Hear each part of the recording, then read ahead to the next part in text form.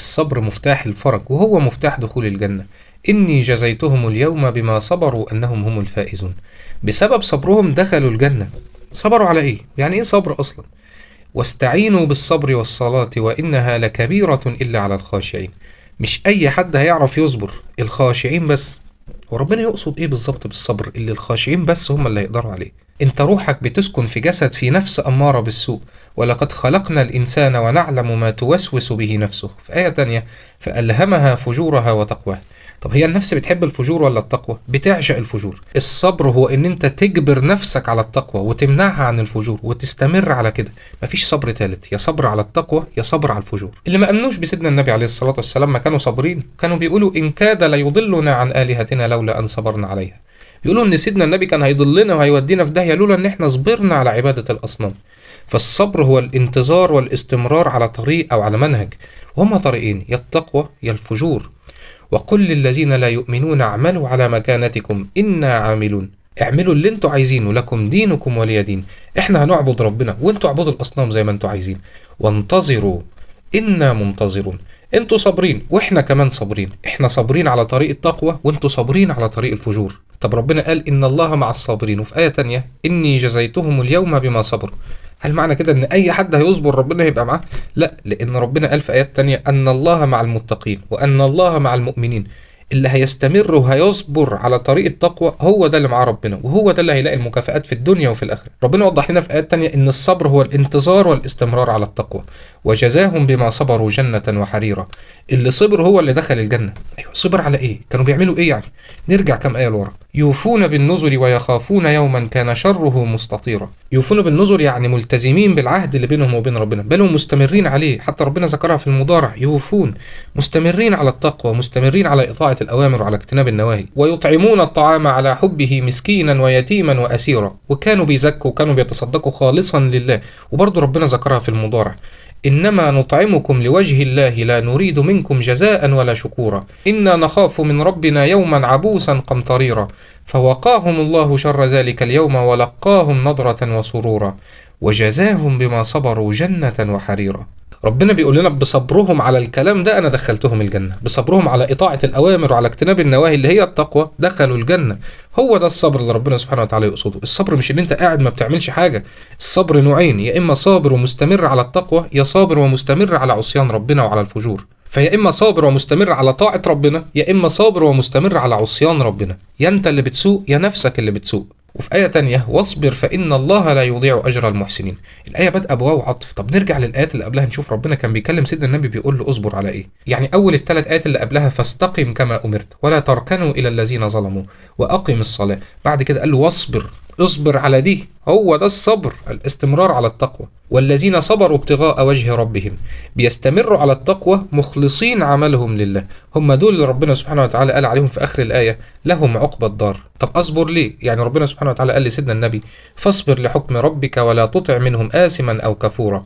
الآيات اللي قبلها كلها بتتكلم عن الجنة وبتوصف الجنة. بعد كده ربنا قال له فاصبر، الجنة حق، اصبر على طريق التقوى عشان تدخل الجنة. وإن كادوا ليفتنونك، كانوا هيفتنوا سيدنا النبي. في الآية اللي بعدها ولولا أن ثبتناك. فربنا بيقول له اصبر، الجنة حق، وعد ربنا حق، استمر على طريق التقوى عشان تدخل الجنة. وقول لهم لكم دينكم ولي دين. هم قرروا يصبروا ويستمروا على طريق الفجور. طيب ربنا قال إني جزيتهم اليوم بما صبروا أنهم هم الفائزون. ربنا بيقول اللي صبر هم دول الفائزون. ربنا قالها في آية تانية، مين هم الفائزون؟ صبروا على إيه يعني؟ ومن يطع الله ورسوله ويخشى الله ويتقه فأولئك هم الفائزون. ومن يطع فعل مضارع مستمر على الطاعة، ويخشى فعل مضارع، ويتقه فعل مضارع. هو ده الصبر اللي مستمر على التقوى. انما واحد عمل ذنب من الكبائر فنزل عليه بلاء يقول لك انا صابر. صابر على ايه؟ انت لو ما تبتش هتخش النار. ولنذيقنهم من العذاب الادنى عذاب الدنيا دون العذاب الاكبر اللي هو عذاب الاخره لعلهم يرجعون. مش يصبرون. سيدنا يونس لما كان في بطن الحوت ما صبرش ليه؟ ده قعد يتوب ويستغفر ربنا ويدعي ان هو يرفع البلاء. قرر ان هو يرجع فالبلاء اترفع. طب لو ما كانش رجع البلاء ما كانش هيترفع.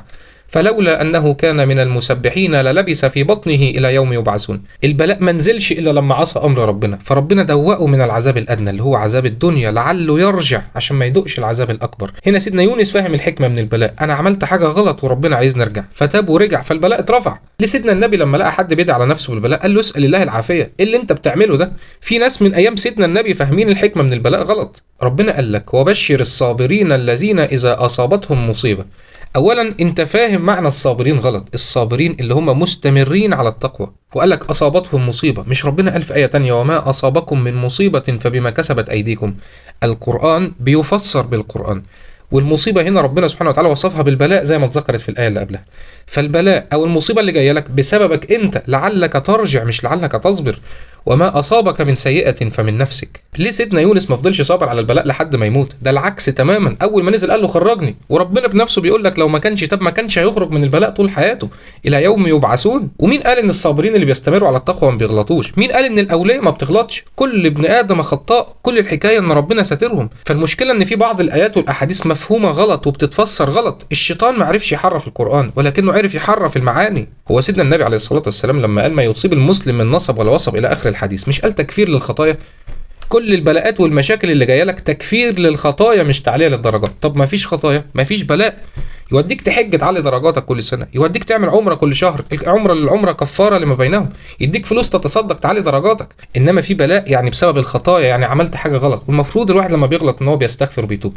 انما اللي صابر ده صابر على ايه؟ انا مش عارف. يعني سيدنا يونس اللي اتقى منك اول ما نزل عليه البلاء عرف ان هو اخطا وعمل حاجه غلط، فاستغفر وتاب ورجع لربنا فالبلاء اترفع. ما قالش هصبر، يصبر على ايه؟ انت فاهم الصوره غلط. البلاء نازل عشان ترجع مش عشان تصبر.